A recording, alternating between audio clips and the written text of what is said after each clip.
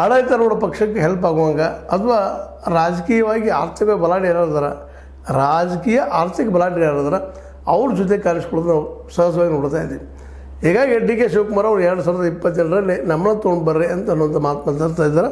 ಇದು ಈಗ 2025ರಲ್ಲಿ ಎರಡೂವರೆ ವರ್ಷ ಆದ ನಂತರ ಸ್ವಲ್ಪ ಮಟ್ಟಿಗೆ ಸಿದ್ದರಾಮಯ್ಯವ್ರ ಮೇಲೆ ಒಂದು ಭಾರ ಇಳ್ದಂಗೆ ಅನ್ನಿಸ್ತಾ ಇದೆ ಅಂತ. ಇಲ್ಲಪ್ಪ ಈಗ ನಮ್ಮದು ಡಿ ಕೆ ಶಿವಕುಮಾರ್ ಅವರು ಎದುರಾಳಿ ಬದಿಗೆ ಹೋದರು, ಅವರು 2028ಕ್ಕೆ ನೋಡ್ಕೋಬಹುದು ಅನ್ನುವಂಥ ಭರವಸೆ ಅವ್ರಿಗೆ ಮೂಡಿದ್ರಿಂದಾಗಿ ಅವರು ಸಹಿತ ಇವತ್ತು ನೋಡ್ರಿ ನೀವು ಯಾವುದೇ ಒಂದು ಕಾರ್ಯಕ್ರಮದಲ್ಲ ಡಿ ಕೆ ಶಿ ಅವ್ರನ್ನ ಮುಂದೆ ಹಾಕೊಂಡು ಕೆಲಸ ಮಾಡ್ತಾ ಇರ್ತಾರೆ.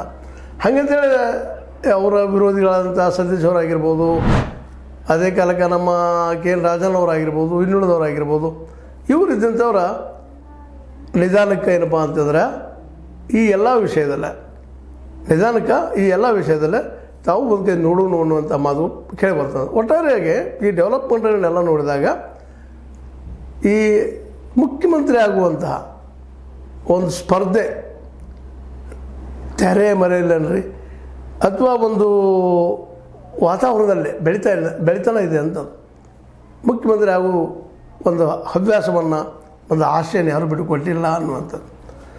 ಆದ್ದರಿಂದ ಈಗೇನಾಗಿದೆಪ್ಪ ಅಂದರೆ ಡಿ ಕೆ ಶಿ ಅವರು 2028ರಲ್ಲೇ ಮುಖ್ಯಮಂತ್ರಿ